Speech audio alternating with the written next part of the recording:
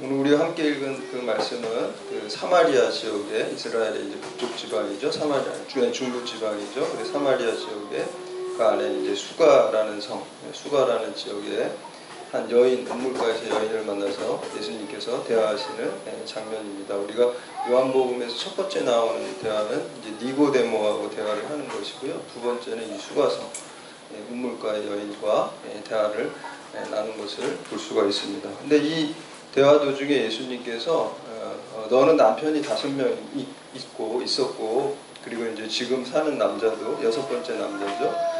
네 원래 남편이 아니다 이렇게 얘기를 하시는 거예요. 그러니까 이제 이 여인이 깜짝 놀랐죠. 처음 보는 남자가 자기의 과거의 어떤 히스토리를 다 알고 있으니까 이분은 뭐 보통 사람이 아니구나 이렇게 알 수밖에 없죠. 그래서 이제 거기에서 이제 19절에 이 여인이 이렇게 말씀합니다. 우리 19절 말씀 함께 봉독합니다. 시작. 여자가 이르되 주여 내가 보니 선지자로 보이라. 여기서 내가 본다는 것은 이 헬라어 떼오르라는 말인데 이게 우리가 띠오리라는 이론 같은 경우도 그냥 한번 쓱 보고 나오는 게 아니잖아요. 우리가 유심히 관찰하고 연구하고 그래가지고 어떤 규칙을 가지고 이렇게 정하는 것을 이제 띠오리라고 이제 이론이라고 하는데 여기서 이제 본다라는 말도 헬라 원어에 보면은 그 띠오리랑 같은 근원을 가지고 있어요. 그러니까 한번 쓱 보고 하는 게 아니라 지금 계속 예수님하고 대화하면서 계속 깨달아지는 거. 이분은 좀 보통 사람이 아닌데 이렇게 생각이 들고 그리고 지금 마침내 이제 자기가 그렇게 대화 중에 예수님에 대해서 깊이 있게 생각해 보니까 당신은 선지자입니다. 이렇게 이제 말하는 것을 볼 수가 있습니다. 이 여인이 예수님을 처음에는 그저 이제 유대인 그 나그네로 보았다가 예수님과 계속 대화를 해가면서 단순한 그냥 평범한 나그네가 아니라 선지자라는 것을 이렇게 깨닫고 고백을 합니다. 그러자 이제 이 여인의 질문이 바뀌었어요. 어떤 질문을 했냐면 예수님께 대해서 예배에 관한 질문을 이 여인이 드리는 것을 볼 수가 있어요. 여러분은 안 놀라셨는지 모르겠지만 저는 굉장히 깜짝 놀랐어요. 이 여인이 지금 뭐 5명의 남자와 살고 보통 질문을 하면 이 여인이 이런 거예요. 어떤 남자 만나야 잘 만날까요? 이런 질문을 할 법한데 그런 질문, 육적인 질문을 하지 않았다는 거예요. 예배에 대한 질문을 했어요. 여러분 어떤 사람이 어떤 질문을 하냐 보면은 그 사람의 생각과 어떤 수준을 알 수가 있어요. 그 질문하는 수준을 보면은 그 내용을 보면 이 사람이 요즘에 관심사가 무엇인지 그리고 어떻게 질문하냐에 따라서 또 대답도 달라지는 거예요. 질문을 잘하는 게 중요해요. 제가 예전에 철학과 다닐 때 우리 선생님이 철학은 질문 잘하는 거를 가르치는 것이다 그래요. 질문하는 거, 어떻게 질문하고 거기에는 이제 어떻게 생각하는 거라는 말도 있겠죠. 그래서 제가 그 박사과정 공부하고 있을 때 하버마스라는 독일의 철학자가 한국에 하고 저희 대학에 와서 이렇게 강연을 하는데 그때 이제 질문 안 할까봐 이제 질문을 한 명씩 해가지고 저한테도 질문을 하라고 이렇게 해가지고 그때 막 고생한 기억이 나는데 그때 이제 그렇게 질문을 해야 될 사람들 다 하고 나니까 또 학생들이 어려워하니까 처음에 질문을 잘 안 하더라고요. 조용하니까 하버마스가 그런 얘기를 하죠. 어떤 질문이든지 하세요 그러더라고요. 어떤 질문 그러면서 어떤 질문이든지 다 의미가 있기 때문에 어떤 질문이든 해도 된다. 그러니까 질문을 할 때 좋은 대답이 나오게 되죠. 마치 우리가 그 바다에 물고기가 많아도 그물을 건져 올리지 않으면은 나랑 아무 상관이 없는 거잖아요. 바다에 그냥 물고기가 많은 것이지. 마찬가지로 이 질문이라는 건 그물과 같습니다. 이 진리의 바다에 우리가 질문의 그물을 던져야지 그 진리를 내 것으로 만들 수가 있습니다. 오늘 본문 말씀은 사실 예배에 대한 성경 전체에서 가장 간결하고도 가장 정확하고 가장 직접적인 말씀이에요. 근데 이 말씀이 예수님을 통해서 나온 이 말씀의 대답이 이 과부가 아니죠. 이게 정말 사마리아의 그 기구한 운명의 여인의 질문을 통해서 이 대답이 나왔다는 것입니다. 그러니까 이 여인이 이 질문을 해줬기 때문에 오늘 우리에게 이렇게 예배에 대한 너무나 직접적인 예수님의 진리의 말씀을 오늘 우리가 듣게 된 것입니다. 그래서 그 질문하는 것을 우리가 볼 수 있습니다. 여러분 이 여인같이 우리가 질문하는 방법이 무엇일까요? 그렇다면 오늘날 하나님 말씀을 열심히 읽는 겁니다. 그리고 큐티하는 것이고요. 묵상하는 것이고요. 여러분 기도하는 거예요. 그럴 때 하나님께서 우리에게 대답을 주십니다. 이 여인처럼 여러분들이 잘 모르고 내가 하나님 뜻을 알고 싶고 그런 또 궁금한 것들을 가지고 하나님 말씀으로 나아가고요. 또 하나님께 기도의 자리로 나아갈 때 하나님께서 반드시 진리의 대답을 주실 줄 믿습니다. 이 여인에게 답을 주신 것처럼 오늘날 여러분에게도 하나님께서 말씀과 기도의 자리, 예배의 자리로 나아갈 때 반드시 답을 주십니다. 그래서 오늘 본문에서 예수님께서 이 여인과 대화를 하는데 이 여인은 사실 어떻게 보면은 굉장히 비천한 여인입니다.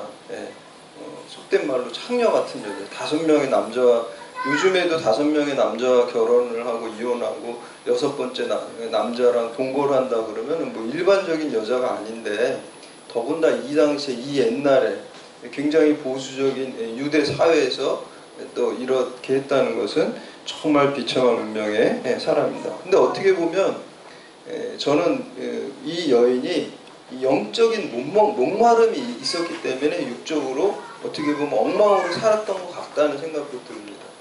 이 영적인 목마름이 있기 때문에 예배에 대한 그 목마름이 있고 자기 타는 목마름이 있기 때문에 육적으로 이렇게 육체적인 그 엉망으로 살았는데 여기서 이제 또 자기가 그 육체적인 더러움을 영적으로 또 용서받기 위한 또 차원에서도 또 참된 예배에 대한 것을 질문하는 것을 볼 수가 있습니다. 그래서 오늘 예수님께서 참된 예배가 무엇인지 우리가 많이 들어본 말씀입니다. 그러나 이것을 우리가 깊게 생각해 보지 못했을 텐데 이 말씀을 통해서 예수님이 주신 이 말씀을 통해서 참된 예배가 무엇인지 이 성경에 근거해서 우리가 다시 한번 확인하고 또 참된 예배자로 결단하신 여러분들 다 되시기를 주님의 이름으로 축원합니다. 첫 번째 참된 예배는 하나님만 높이는 예배입니다. 이 예배가 영어로 이제 worship이라고 그러잖아요. 이 worth란 가치가 있다라는 것, ship이라는 것도 어떤 상태를 의미하는 거죠. 가치가 있는 상태. 지금 예배라는 것은 가장 가치 있는 것을 하나님께 드리는 게 이제 worship이고 그게 예배입니다. 그래서 여러분들은 그 예배에다 가치를 두고 이 자리에 오신 거예요. 여러분들이 예배를 인생에 있어서 가장 가치 있는 것으로 여기고 드릴 때 하나님께서는 여러분들을 가장 가치 있는 사람으로 여기실 줄 믿으시기를 바랍니다. 그래서 이 세상에 제일 중요한 게 하나님께 예배 드리는 거예요. 처음에 이스라엘 백성을 하나님께서 하나님의 백성으로 부르실 때 모세에게 호렙산에서 나타나셔가지고 이렇게 얘기하죠. 너 바로한테 가서 지금 그 애굽에서 노예살이하는 내 민족을 이스라엘 히브리 민족을 달라 그러죠. 근데 그 달라는 목적이 뭡니까? 우리가 광야로 사흘기쯤 가서 하나님께 제사 드린다. 하나님께 예배하기 위함이라고 그랬어요. 그러니까 하나님께서 이스라엘 백성, 처음 하나님의 백성을 처음에 부르신 목적이 그 백성으로 하여금 예배받기 위함. 그리고 오늘 말씀 좀 전에 보면은 하나님께서는 예배하는 자를 찾으신다고 그랬어요. 지금 이 시간에도 예배하는 자를 하나님 찾으시니까 그러니까 예배하는 자를 가장 기뻐하시고 예배하는 자를 찾으신 하나님이에요. 그래서 오늘 이 시간에 우리 경찰대학교에서 여러분들이 이렇게 예배 드릴 때 찾으시다가 여러분을 딱 이 예배를 기쁘게 받아주시고 또 여러분들을 또 큰 은혜로 책임져 주실 줄 믿습니다. 그래서 시편 96편 4절에 보면 여호와는 위대하시니 지극히 찬양할 것이요 모든 신들보다 경외할 것이며 시편의 노래들이 다 하나님을 찬양하고 하나님을 예배하는 것을 볼 수가 있습니다. 이처럼 예배의 본질은요 하나님께 집중하는 예배의 대상이 중요한 거예요. 그러니까 뭐 다른 종교에도 그 어떤 예배하는 게 있지만 죽은 것들 또 어떤 뭐 다른 대상들을 잘못 찾으면 아무리 열심히 예배를 드려도 그거는 소용이 없다는 거죠. 살아계신 하나님, 전능하신 창조자 하나님께 예배를 드릴 때만 그게 진정으로 가치 있는 예배입니다. 그래서 예배에서 제일 중요한 건 대상입니다. 살아계신 하나님, 창조자 하나님, 전능하신 하나님께 우리가 예배를 드려야지 우리의 인생이 주님께서 책임져 주십니다. 우리 20절 말씀 함께 봉독합니다. 20절 시작. 우리 조상들은 이 산에서 예배하였는데 당신들의 말은 예배할 곳이 예루살렘에 있다 하더이다. 아멘. 지금 이제 예배에서 대상이 제일 중요한데 지금 이 여인이 물어본 건 뭐예요? 예배 장소에 대해서 물어봐. 예루살렘에서 드리는 예배가 진짜 예배냐? 또 지금 여기 우리 그리심산이거든요. 사마리아 지역에 그리심산에서 예배 드리는 게 진짜 예배냐? 참된 예배냐? 지금 그거를 물어보고 있어요. 근데 왜 이렇게 물어봤냐면요. 이 아브라함이 이삭을 바친 이 모리아 산의 지역이 논쟁이 있었어요. 이 당시에 그 예루살렘이 그 모리아 산인지 아니면 지금 이 그리심산이 모리아 산인지 서로 이게 논쟁이 있어서 서로 이제 북이스라엘 쪽에서는 사마리아 거기가 수도이기 때문에 그리심산이 모리아 산이다. 여기서 예배드려야 된다. 그렇게 주장을 했던 것이고요. 남유다 쪽에서는 예루살렘이 바로 모리아 산이다. 여기서 예배드려야 된다. 이렇게 얘기를 해요. 요즘에 이제 신학자들이 한 밝힌 거에 의하면은 지금 예루살렘에 가면 그 황금동 사원 있잖아요. 지금 이슬람 사원이지만 거기가 이제 모리아 산이었다라고 보통 이렇게 지금은 얘기를 하고 있습니다. 근데 이제 이 당시에는 굉장히 이게 논쟁적인 주제였어요. 그렇게 밝혀지지 않았기 때문에. 왜냐하면은 창세기 12장에 보면 아브라함이 그 땅을 지나 세겜 땅 모래 상수리 나무에 이르니 그때 가나안 사람이 그 땅에 거주하였더라. 여기서 이제 세겜이라는 게 수가성, 지금이 수가성 여인이잖아요. 수가성 여인이고 이 지역에 이제 그리심산이 있었습니다. 그리고 창세기 33장에 보면 야곱이 밧단 아람에서부터 평안히 가나안 땅 세겜 성읍에 이르러 그 성읍 앞에 장막을 치고 그가 장막을 친 밭을 세겜의 아버지 하몰의 아들들의 손에서 베크시타에 샀으며 거기에 제단을 쌓고 그 이름을 엘로 헤스 이스라엘이라고 불렀더라. 즉 야곱이 그리심산에다가 제단을 쌓고 하나님 이스라엘 하나님이라고 이름을 지었기 때문에 여기가 정통성이 있다라고 이제 이렇게 주장을 한 것입니다. 그래서 예배 장소에 대한 그것을 이 수가성 여인이 예수님께 물어봅니다. 이제 예수님의 대답이 어떻습니까? 우리 21절 말씀 함께 공독합니다. 21절 시작. 예수께서 이르시되 여자여 내 말을 믿으라. 이 산에서도 말고 예루살렘에서도 말고 너희가 아버지께 예배할 때가 이르리라. 아멘. 예루살렘도 중요한 게 아니라 그리심산 장소가 중요한 게 아니라 하나님께 예배하는 그 하나님 바른 대상을 가지고 예배하는 것이 중요하다는 것. 예루살렘에서도 말고 오직 유일한 하나님께 예배하라는 것입니다. 예배의 본질은 장소가 아니라 대상입니다. 죽은 것에다가 대상해봤자 아무것도 소용이 없습니다.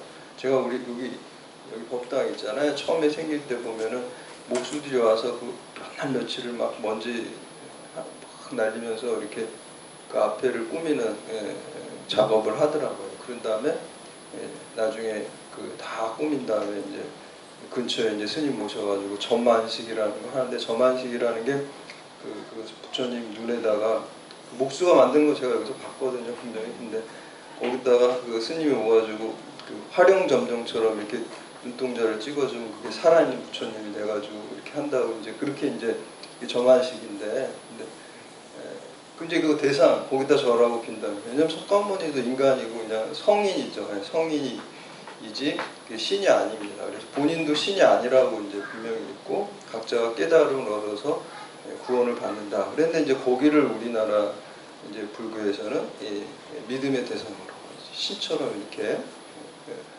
예불 하고 이제 예배죠. 거기서 예배를 드리는데 대상이 중요하다. 죽은 것에게 또는 위대한 인간에게 그리고 이미 죽은 인간에게 예배 대상으로 잘못 삼는 것들은 아무리 수고해도 그것이 헛된 것이라는 바른 대상, 살아계신 하나님, 전능하신 하나님께 예배 드리는 게 중요하다. 이 예배의 본질을 오늘 말씀하고 있어요. 무슨 옛날에 그냥 무슨 나무에다가 예배하고 뭐 무슨 돌에다가 예배하고 심지어 또 어떤 짐승 뭐 곰이나 호랑이나 이런 걸 예배하는 그 대상을 잘못 찾으면 아무리 정성을 쏟아도 그 예배가 잘못된다. 그래서 오늘 예수님께서 말씀해 주시는 것은 예배의 대상이 무엇보다 제일 중요하다. 살아계신 하나님 집중하고 우리가 십자가에 집중하는 예배를 드려야 되는 것입니다. 두 번째는 참된 예배는 영으로 드리는 예배입니다. 예수님께서 참된 예배의 정의를 가장 잘 말한 구절이 오늘 그 24절 말씀이거든요. 23절, 24절 말씀 함께 봉독합니다. 23절, 24절 말씀 시작. 아버지께 참되게 예배하는 자들은 영과 진리로 예배할 때가 오나니 곧 이때라. 아버지께서는 자기에게 이렇게 예배하는 자들을 찾으시니라. 하나님은 영이시니 예배하는 자가 영과 진리로 예배할지니라. 하나님께서 예배라고 해서 다 받으시는 게 아니죠. 오늘 말씀해 보니까 예배하는 자를 하나님 찾으시는데 어떤 예배만 찾냐면은 영과 진리로 드리는 예배만 찾는다고 딱 나와 있어요. 성경 말씀에. 그러니까 영과 진리로 찾지 않는 예배는 안 받으시는 거예요. 그리고 영과 진리로 드리는 예배만 찾는다라고 이제 예수님의 입술을 통해서 우리에게 오늘 말씀해 주시고 있습니다. 영으로 드리는 예배가 성령으로 드리는 예배입니다. 우리가 세상적인 사리사욕으로 드리는 예배가 아니라 정말 진정한 마음으로, 진실된 마음으로 성령 충만해서 예배드릴 때, 성령 안에서 예배드릴 때, 성령으로 예배드릴 때 하나님께서 그 예배를 받으신다. 우리가 성령 충만한 비결은요, 늘 말씀과 기도의 자리에 여러분들이 평소에 나아가실 때 성령의 소욕을 따라가게 되고 성령의 생각을 우리가 갖게 돼요. 성령은 인격적이신 분이라서 또 우리 그리스도인 안에 내재하시는 분이기 때문에 우리가 말씀과 기도에 자꾸 나아가면 성령 충만해지고 이렇게 그 마음을 가지고 이 자리에 나와서 예배드릴 때 우리가 영으로 드리는 것입니다. 그래서 하나님께서 기쁘게 받으시는 예배는 영으로 드리는 예배입니다. 우리 인간을 하나님께서 창조하실 때 몸과 혼과 영을 만드셨잖아요. 그래서 우리 육체가 있고 몸이 있고 또 혼이 있죠. 정신이 있죠. 동물에게도 정신이 있거든요. IQ 같은 게 있잖아요. 근데 이제 인간만이 영이 있습니다. 그래서 인간을 하나님께서 아담을 창조하시고 영을 불어넣으셨잖아요. 창세기에 보면. 그래서 생영이라 그랬어요. 바로 영으로 만드는 거예요. 그래서 우리 성전에도 마당이 있고 성소가 있고 지성소 세 부분이 있잖아요. 마당이 이제 몸과 같은 거고 성소가 예를 들어서 이제 우리가 혼과 같다 그러면은 그 지성소가 영과 같은 곳입니다.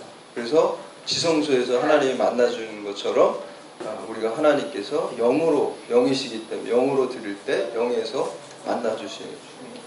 이효령 씨가 쓴 책도 그 지성에서 영성으로 그러잖아요. 그러니까 그분이 굉장히 지성이 있으신 분인데 지성에 가지고만 하나님을 만나는 것이 아니라 영성, 지성에서 영성으로 영에서 하나님을 만날 수 있는. 그러니까 공부 많이 했다고 하나님을 알고 만날 수 있는 건 아니에요. 세상에 뭐 교회 안 다니고 하나님 모르는 뭐 훌륭하신 석학들이 얼마나 많이 있습니까? 그게 아니라는 거예요. 영으로 영안이 열려야지, 영이 깨어져야지 하나님을 알고 하나님을 만날 수 있다라는 것입니다.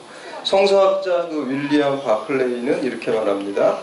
참된 예배는 어떤 특별한 장소에 달려 있지 않다. 특별한 의식이나 예식을 통해서 나타나는 것도 아니다. 어떤 예물을 드리는 것도 아니다. 참된 예배는 예배드리는 자의 영혼이 하나님과 만나는 것이며 하나님과 친밀한 사귐을 갖는 것이다. 이렇게 얘기하고 있습니다. 하나님과 사귐을 사모하고 성령의 도우심을 간구하고 예배의 자리로 나아갈 때 하나님께서 우리를 만나주시고 우리의 예배를 기쁘게 받아주십니다.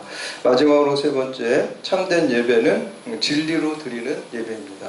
우리가 그리스 신화에 보면은요, 이 세상하고 또 저 세상하고 강이 이렇게 가로막혀 있대요. 근데 그 강의 이름이 레테라는 강이 이렇게 흐르고 있다는 거예요. 그래서 이제 플라톤이 그런 얘기를 하죠. 인간이라는 건 뭐냐? 그러니까 정신과 육체가, 영혼과 육체가 결합된 게 인간이라는 거예요. 지금 우리가 영혼과 육체가, 그리고 그 영혼은 어디에 있었냐? 이게 영혼의 선제설이라고 이제 미리 있었다는 거, 육체보다. 그게 어디 있었냐? 이데아 세상, 저 세상.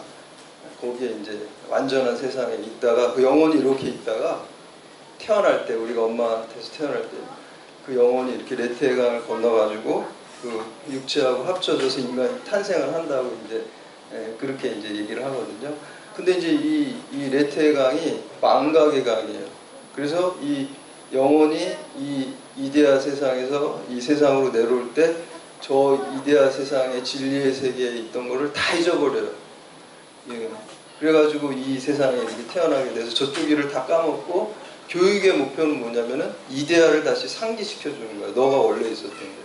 거기 진리의 세계니까. 그거를 상기시켜주는 게 이제 진리를 깨닫는 거. 그래서 이제 그리스어 말에 그 진리라는 말이 아레테이아라 그래. 알레테이아, 아레테이아 이렇게 얘기하거든. 아가 이제 낫이라는 의미가 있거든요. 그래서 이제 레테의 강을 쫙 없애주는 거.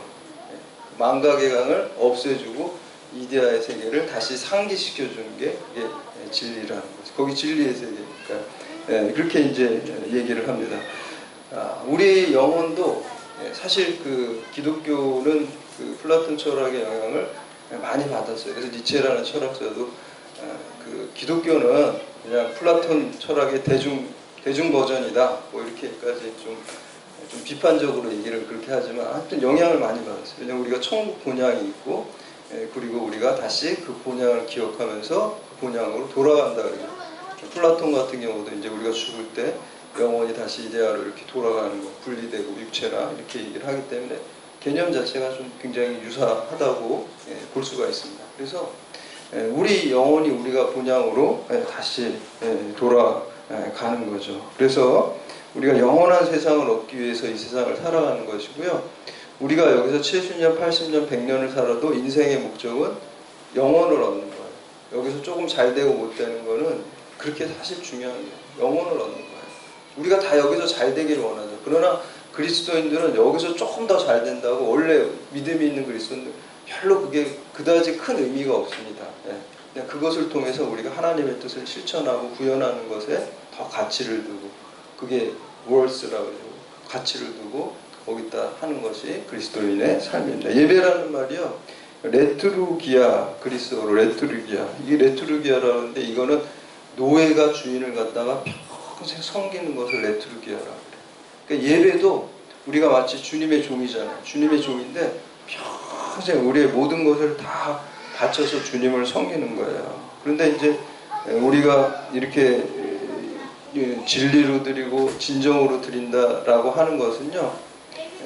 진리라는 게 뭐예요? 그 일관되다는 의미가 있거든요. 그래서 우리가 예배가 두 가지가 있는데 넓은 의미의 예배와 좁은 의미의 예배가 있습니다. 좁은 의미의 예배는 이렇게 수요 예배, 주일 예배 이런 게 좁은 의미의 예배고요. 넓은 의미의 예배는 우리의 모든 삶이 다 예배예요. 그래서 그 삶의 예배와 그 이 좁은 의미의 예배가 일관된 게 진리로 드리는 예배입니다. 일치된 삶. 그러니까 우리가 세상 속에서도 하나님 말씀을 쫓아가고 순종하는 삶을 살고 그리고 이곳에 와서 하나님을 찬양할 때 일관되고 일치되고 그럴 때 하나님께서 그 얘기를 받으신다. 물론 우리가 그렇게 못 살 때도 있죠. 그렇게 못 살 때는 이 예배의 자리, 좁은 의미의 예배의 자리에 나와서 우리가 회개하고 십자가 바라보고 용서받을 때 진정으로 용서받을 때 그것 또한 진리로 드리는 예배가 된다는 것입니다. 그래서 우리가 세상에서 하나님 말씀대로 못 사는 게 있다면 이 자리에 와서 회개하고 용서받고 그럼 진리로 예배 드리게 되는 거 일관되게 살면 하나님께서 또 그 예배를 기쁘게 받으시는 것입니다. 그래서 그것이 진리로 드리는 거고요. 또 진리로 드린다는 것은 전심으로 드린다는 의미가 있어요. 모든 마음으로 분심이 아니라 하나님께서 분심을 받는 게 아니라 전심을 받는 거예요. 여러분 우리가 사랑할 때 제일 중요한 게 뭐예요? 그 사람의 마음을 받고 싶은 거잖아요. 우리가 부부 사이에 또는 남녀 간의 애인 사이에 그냥 부분만 조금 이렇게 한쪽 부분만 사랑한다는 건 좀 그건 아니잖아요. 그러니까 모든 마음을 내가 다 너한테 준다 하는 것이 진짜 사랑하는 것이고 하나님께서 그런 마음을 받으시는 것입니다. 그래서 십계명도 제1계명이 나 외에 다른 신을 두지 말라 그랬어요. 분심을 나는 받지 않겠다는 거예요. 전심을 받겠다는 것입니다. 그래서 우리가 전심으로 예배 드릴 때도 여러분들이 전심으로 드려야 돼요. 온 마음을 다해서 하나님께 예배 드릴 때 그 예배를 기쁘게 받으십니다. 그래서 키에르케고르라는 철학자는 연극에다가 예배를 비유래요. 그래서 이렇게 얘기해요. 배우는 연극을 드리는 자요, 관객은 연극을 보는 자다. 이같이 예배에서 우리 모두는 배우처럼 드리는 자가 되어야 되고 관객은 한 분 하나님이셔야 한다. 이것이 참된 예배다. 여러분들은 다 영국에서 배우 같은 거예요. 관객이 아니라는 거예요. 예배의 관객이 아니에요. 배우가 자기가 배역하는 걸 잠깐 잘 못하면 어떻게 되나? 연극이 다 멈춰지잖아요. 배우는 자기가 대사 안 할 때도 늘 긴장하고 있어야 돼요. 왜냐면 이제 자기 순서를 기다려야 되니까 이제. 그러니까 늘 거기 집중하고 있어요. 전심을 다 들이면서 있어야 돼요. 그래야지 내 순서가 돼서 딱 나가가지고 대사도 하고 이렇게 하는 거죠. 그러니까 늘 거기에 맞춰져 있어요. 근데 관객은 어떤가요? 관객 한두 명 준다고 연극 어떻게 되지 않습니다. 그냥 조라도 그냥 연극은 계속돼요. 그러니까 예배도 마찬가지예요. 예배도 저는 설교자로 또 찬양 인도자로 반주자로 피아노 또 여러분 대표 기도로 또 이렇게 여러분 앉아서 말씀 듣는 자로 여러분들 한 사람 한 사람 배우처럼 그 역할을 잘 감당하고 관객은 한 분 하나님이시라는 거예요. 하나님만 관객이시고 우리가 전심으로 이렇게 예배 드릴 때 하나님께서 우리의 예배를 기쁘게 받으실 줄 믿습니다. 그래서 여러분 사도 바울이 로마서 12장 1절에 뭐라고 그러니까 너희 인생을 몸을 산 제물로 하나님께 드리라 그랬어요. 산 제물, 살아있는 제물. 그래서 여러분들이 항상 이 시간에 와서 예배 드리는 삶 뿐만 아니라 이 문 밖을 나가는 순간 하나님께 감사하고 하나님을 기뻐하고 또 하나님 말씀을 세상의 가치를 쫓아가는 것이 아니라 세상의 욕망을 쫓아가는 것이 아니라 성령의 소욕을 따라하고 하나님 말씀에 순종하는 그 삶과 여기서 예배드리는 사람 삶이 일치되는 진리의 삶, 전심으로 드리는 그 예배를 통해서 하나님께 예배드리는 그런 참된 예배자가 다 되시기를 주님의 이름으로 축원합니다. 이제 다 같이 자리에